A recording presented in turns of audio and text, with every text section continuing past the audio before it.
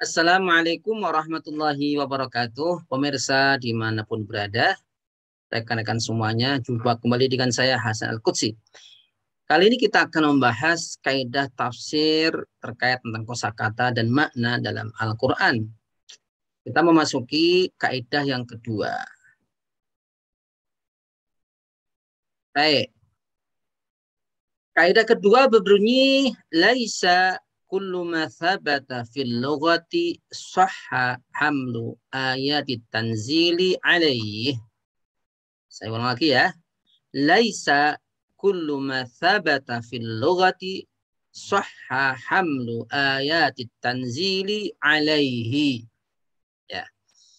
Jadi tidak semua makna yang terkandung dalam bahasa dapat digunakan untuk memahami ayat Al-Quran. Jadi artinya bahwa taruhlah ada sebuah kata memiliki makna. Nah, tidak setiap makna yang terkandung dalam kata tersebut kemudian cocok dan benar untuk dijadikan landasan dalam menafsiri Al-Quran. Ya. Sekalipun makna tersebut kalau kita lihat di kamus, oh iya ini masuk ini, artinya seperti ini.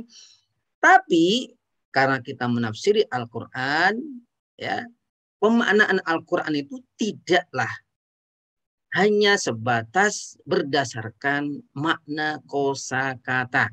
Nah, oke. Kita lihat di sini ya, penjelasannya dikatakan bahwa memahami kandungan Al-Quran tidaklah cukup hanya mengandalkan kepada makna bahasa saja. Tidak kemudian kita melihat kamus, kemudian kita terapkan dalam penafsiran Al-Quran. Nah, ini tentu tidak semudah itu atau tidak sesimpel itu. Nah, tetapi harus juga mempertimbangkan latar belakang ayat tersebut. Jadi ini asbab nuzulnya apa? Ini ketika ayat ini turun itu kondisinya seperti apa? Ya. Kemudian juga melihat yang namanya siak. Siak. Ya, kemarin sudah kita ajarkan ya, siak itu hubungan antar ayat per ayat atau antara ayat sebelumnya dengan ayat setelahnya, bahkan antara surat dengan surat sebelumnya. Nah, ini pentingnya kita harus memahami secara komprehensif ya. Nah, kemarin ya kita katakan bahwa siak itu terdiri dari dua hal, yaitu as-sawabik dan al-lawahid. Sawabik itu adalah ayat-ayat atau surat-surat sebelumnya. Kalau al-lawahid adalah surat atau ayat setelahnya. Jadi kita bisa memahami ayat yang kita akan tafsirkan ini ya bisa tepat posisinya. Oh, sebelumnya ayat kayak gini. Oh, setelah ayat ini kayak gini. Ini tidak tercerabut, terpotong dari konteksnya. Ya, ini memang masih ada kaitannya dengan kaidah sebelumnya ya. Nah, karena itu anak-anakku, jika kita menafsirkan ya, tanpa mempertimbangkan apa namanya hal-hal tersebut yang telah kita sebutkan tadi dan hanya mengandalkan makna bahasa, sekalipun makna tersebut benar terdapat dalam bahasa Arab, tentu akan menimbulkan kesalahan fatal dalam penafsiran Al-Quran. Ya, ringkasnya adalah tidak semua makna yang terkandung dalam kamus bahasa itu dapat dijadikan satu-satunya dasar atau landasan ketika kita memahami Al-Quran. Oke, sekarang kita lihat contoh atau prakteknya ya. Nah, di sini kita lihat dalam surat Ali Imran ayat 39. A'udzubillahi minasyaitonirrajim. Fanadathul malaikatu wa huwa qa'imun yusalli fil mihrab annallaha yubashshiruka biyahya musaddiqan bikalimatin minallahi wa sayyidan wa hasuran wa nabiyyan minas salihin. Yang kita jadikan pembahasan kita atau mahalul syahid ya, kalau kita belajar ya, mahalul syahid ya, yang kita jadikan sebagai pengkajian kita di sini adalah kata bikalimatin minallah ya, bikalimatin minallah ya. Kalau secara bahasa ya, bikalimatin minallah itu adalah perkataan dari Allah atau kalam Allah atau ucapan Allah ya kan ya, bikalimatin minallah, kalam Allah. Nah, tentu pemahaman semacam ini ya menurut pendapat yang terkuat dikatakan pendapat yang salah. Karena apa? Karena tidak memperhatikan konteks ayat ini.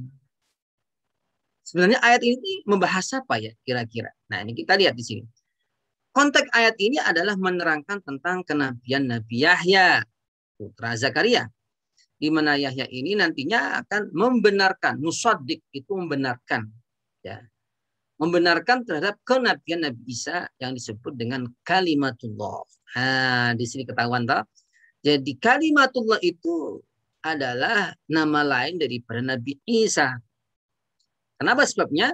Karena proses penciptaannya sama dengan Adam, yaitu dengan perkataan kun fayakun.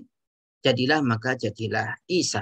Jadi ada apa bahasanya ya? Ada kesamaan pembentukan antara Nabi Adam dan Nabi Isa.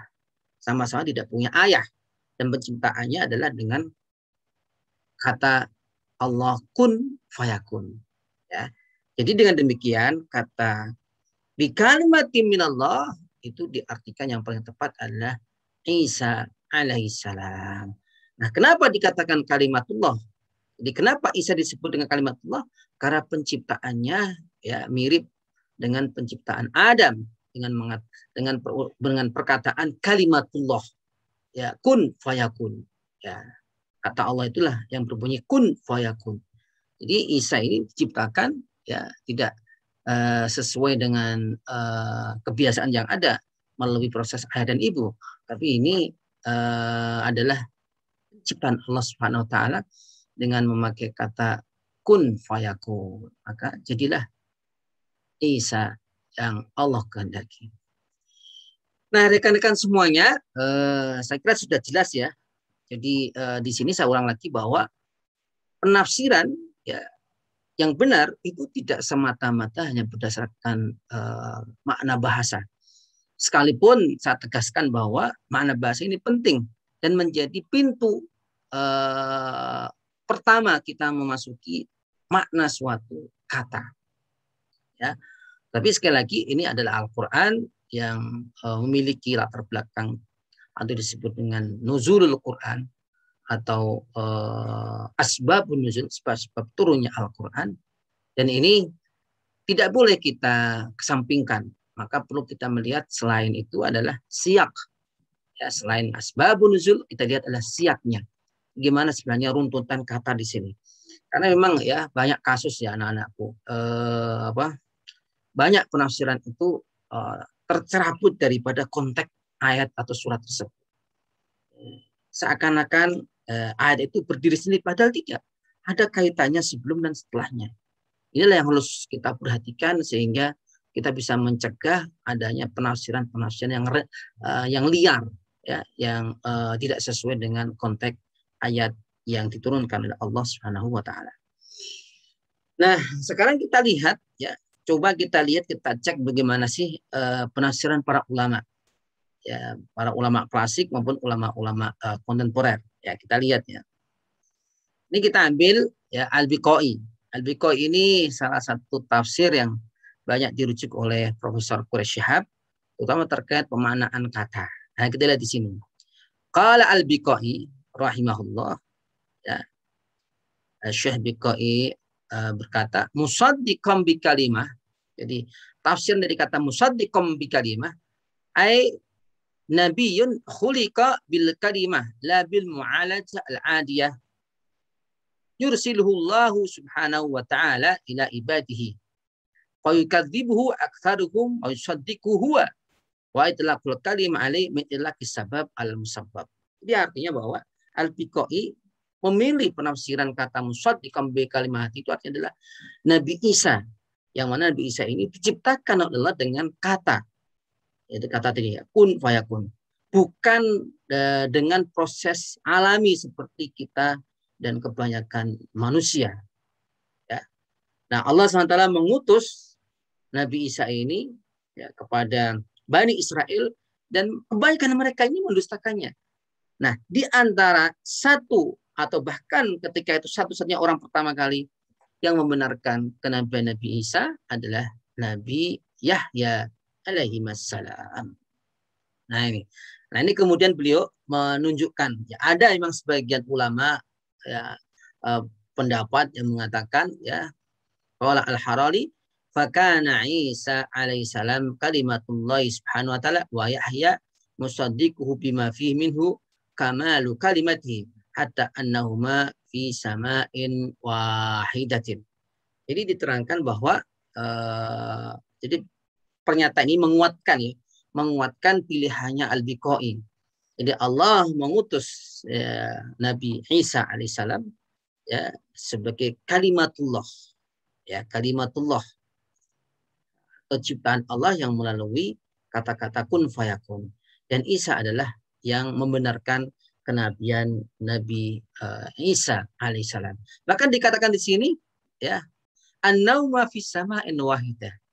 Jadi Nabi Yahya dan Nabi Isa ini satu posisi di langit.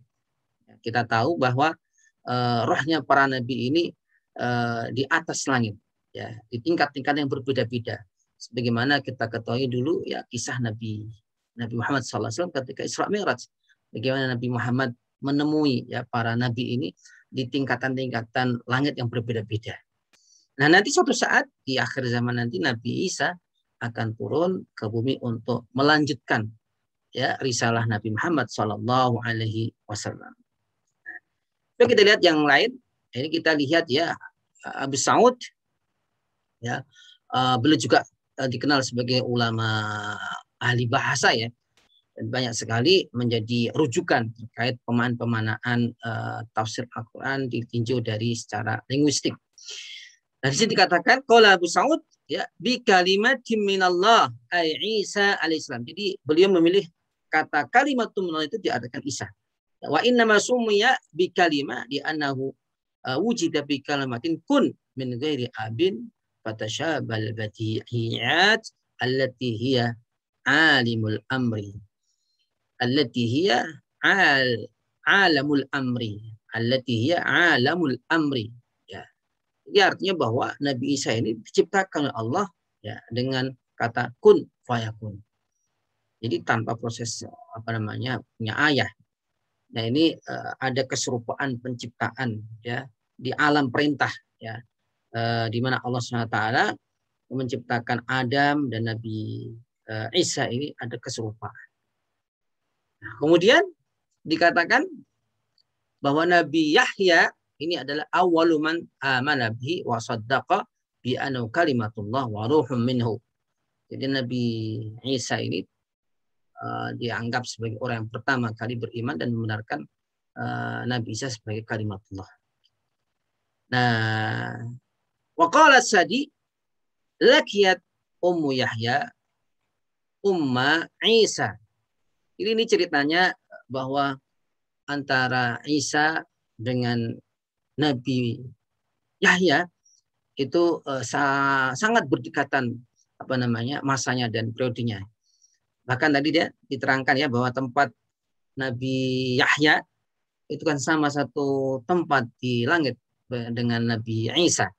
Ini dikatakan di sini bahwa ketika ibunya Yahya dan ibunya Isa ini bertemu, perjumpaan, dan mereka berdialog, terjadilah dialog di antara keduanya.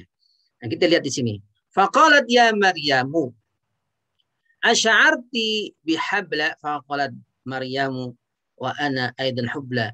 Maryam, ya, kata ibunya Yahya ini. Maryam, aku merasa perutku ini membesar, kayaknya saya hamil deh. Nah, Maryam ketika itu mengatakan, iya, saya juga hamil, katanya. Qalat fa ini wajatu ma fi batni yasjudu lima fi batnika. Ibunya Yahya mengatakan, aku merasa ini yang ada di perut saya ini, aku lihat, ya, aku merasa wajatu, ya, aku merasa aku menemukan yang dalam perutku ini sujud, ya, sujud memberi penghormatan kepada apa yang ada di perut kamu, katanya. Nah, ini, ya, sejak kecil sudah ada irhasyat namanya, irhasot, ya, semacam tanda-tanda luar biasa terkait kenabian seseorang. Nah, kemudian dikatakan juga oleh Ibnu Abbas bahwa anna Yahya kana Kana Yahya akbar min Isa alaihi salam. Jadi Yahya dikatakan lebih besar daripada Isa. Jadi lebih tua Isa daripada lebih tua Yahya daripada Isa. Ada yang mengatakan bedanya 6 bulan, ada yang mengatakan 3 tahun, tapi kalau melihat tadi keterangan sebelumnya kan ya paling dekat ya 6 bulan adalah bulanan. Jadi perbedaannya bulan-bulan saja, nggak sampai tahunan. Ya, kemudian dikatakan waktu ila qabla raf'i Isa, dan Nabi Yahya dibunuh sebelum diangkatnya Nabi Isa alaihissalam dalam waktu yang tidak lama. Ya, tapi yang jelas ya bahwa antara, kalau menurut pendapat ini, antara kelahiran Nabi Isa dengan kelahiran Nabi Yahya ini ada waktu yang dikatakan cukup lama. Tapi ini hanya sekedar perbedaan sejarah waktu. Yang terpenting adalah konteks pembahasan kita ini adalah bahwa bi kalimatin minallah itu diartikan Isa. Dan kenapa Isa disebut kalimatullah? Ya karena penciptaannya seperti penciptaan Nabi Adam dengan kun fayakun. Nah, inilah yang dikatakan contoh lain dari pemaknaan yang kurang tepat. Ya, contoh dari pemaknaan yang kurang tepat dikatakan wakila bi kalimatin minallah, ya. Wakila, dan dikatakan. Jadi kalau ada kata-kata kila itu berarti sigot tamrid, ya. Sigot tamrid itu sigot yang sakit, dari kata-kata marid, ya, tamrid, maradun. Artinya apa? Tidak bisa dipakai. Maka ulama-ulama itu sangat santun dan sopan ya. Untuk menolak suatu kata itu memiliki kode tertentu. Nah, ini yang harus dipahami. Jadi maaf ya, banyak orang salah paham atau memahami salah terkait sebuah pernyataan itu karena tidak paham redaksional yang dipakai ini apa maknanya. Ya, simbol-simbol yang dipakai ini maknanya apa? Nah, ini, ya. Jadi di sini ditegaskan bahwa kata kila itu menunjukkan ada masalah, tidak bisa dijadikan rujukan. Maka dikatakan wakila bi kalimatin minallah, ya, kata bi kalimatin minallah artinya Nabi Yahya membenarkan, ya, Nabi Yahya mempercayai dengan bi kalimatillah, diartikan bukan Nabi Isa tapi bi kitabillah, dengan kitab Allah, summiya kalimatan kama qila kalimatul huwaidarah li qasidati. Jadi ini contoh ya pemaknaan yang tidak tepat, yaitu dalam ayat ini ya, bahwa kalimatullah itu diartikan kitabullah. Jadi mananya berarti Nabi Yahya itu membenarkan kitabullah. Nah, kenapa kitabullah, kitab Allah ini disebut sebagai kalimat? Ya, itu dalam bahasa itu memang dipakai seperti istilahnya kalimatullah huwaidirah atau huwaidarah. Ya, artinya adalah kalam huwaidarah. Nah, ini. Coba kita lihat lain ya. Jadi ini ada catatan di sini yang jelas Abu Sa'ud memilih makna kalimatullah itu adalah Isa. Kemudian di samping itu beliau juga memberikan catatan-catatan penjelasan ulama terkait tafsir ayat ini, dan juga memberikan pendapat lain, ya, walaupun pendapat ini ya tolak, ya, terbukti dia menyampaikan dengan kata-kata wakila itu artinya dikatakan, yaitu apa, bahwa yang dimaksud kalimatullah itu adalah kitabullah. Sekarang kita beralih, kita cari yang contoh tafsir lain. Jadi gitu anak-anakku ya. Jadi kalau kita ingin memahami suatu pendapat itu harus sekian tafsir kita buka. Enggak cukup hanya tafsir Pak, enggak. Jadi harus banyak referensi-referensi kita pakai, kita buka, mana kita ambil yang paling kuat tentunya. Nah, ada sebagian orang itu mengkaji tafsir untuk mencari-cari pendapatnya yang sebenarnya ini tidak kuat, tapi untuk dikuat-kuatkan. Jadi sudah beda niatnya lain. Oke. Nah, sekarang kita lihat Rasyid Ridho. Kita tahu ya Rasyid Ridho ini ulama kontemporer dan dikenal sangat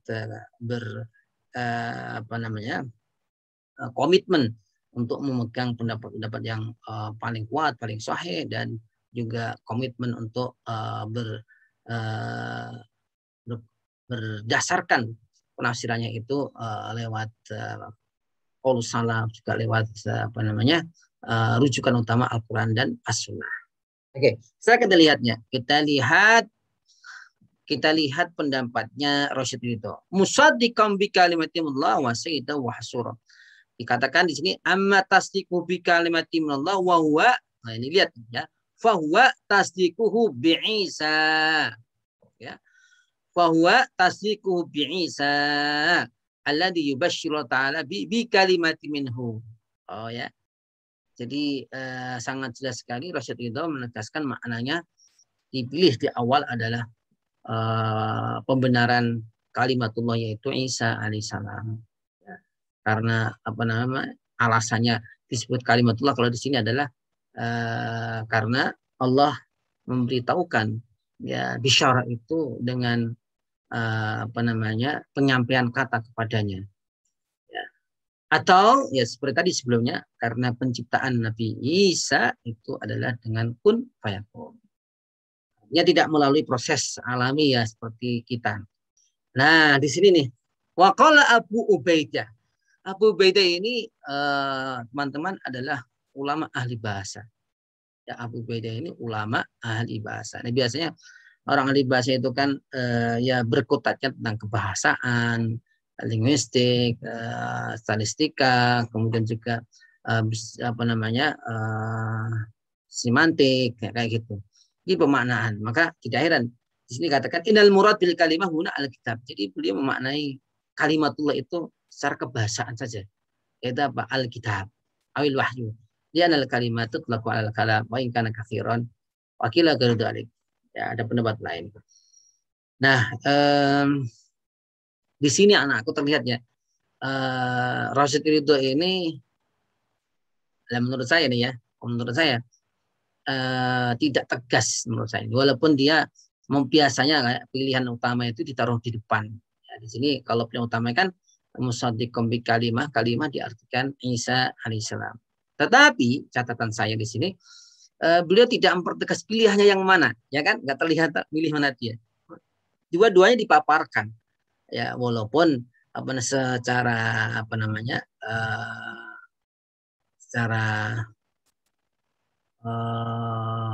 secara umum ya atau secara lahiriah dia mengutamakan ya tafsir makna kalimatullah itu diartikan Nabi Isa alaihissalam. Ini catatan saya ini tidak ada penjelasan pilihan, hanya ditaruh dua-duanya.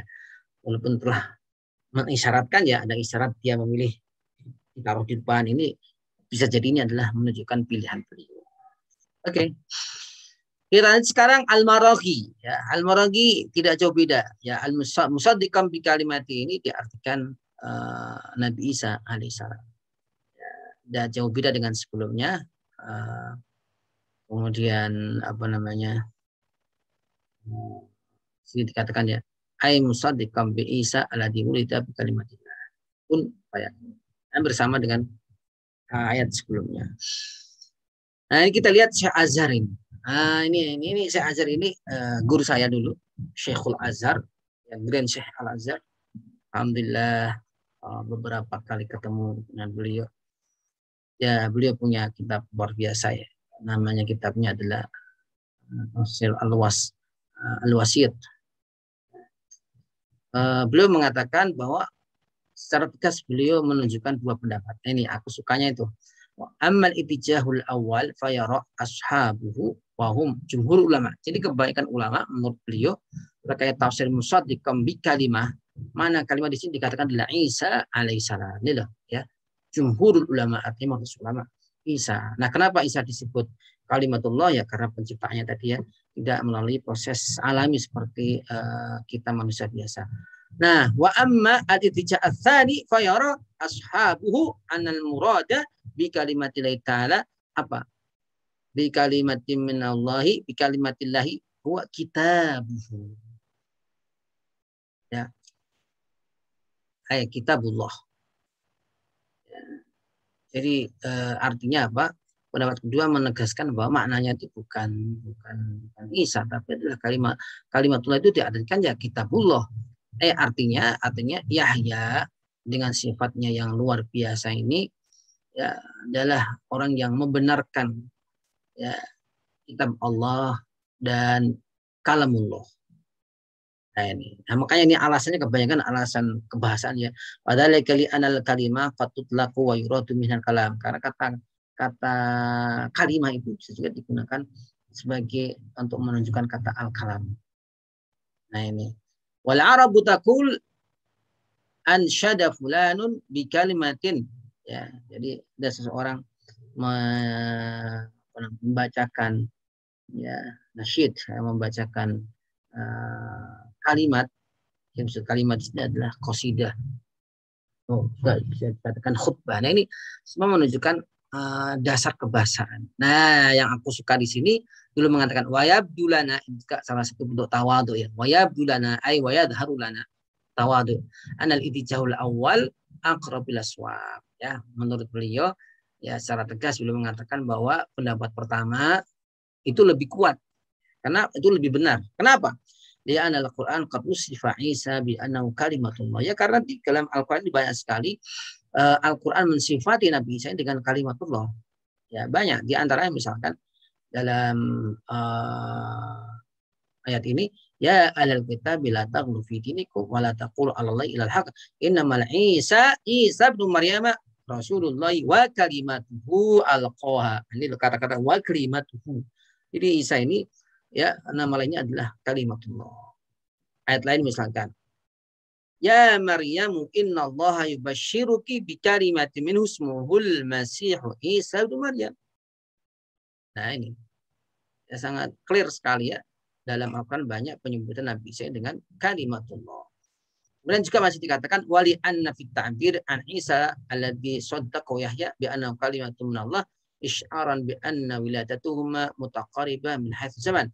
Nah, ini juga beliau jadikan sebagai dalil Nabi Yahya membenarkan kenabian Nabi Isa. Ini menunjukkan bahwa keduanya semasa dan saling berdekatan ketika mereka berdua dilahirkan. Nah ini gambarannya ya teman-teman ya terkait kaidah yang kedua. Jadi sekali lagi kaidah kedua menegaskan bahwa makna bahasa atau makna kamus itu ya tidak bisa dijadikan satu-satunya landasan dalam pemahaman kita terhadap Al-Quran. Baik anak-anakku, saya kira cukup sekian ya. Sudah sangat jelas dan clear. Ya, tolong diperhatikan dan dicerna dengan baik. Semoga pemahaman kita bisa mendapatkan kebenaran yang benar. Terima kasih. Assalamualaikum warahmatullahi wabarakatuh.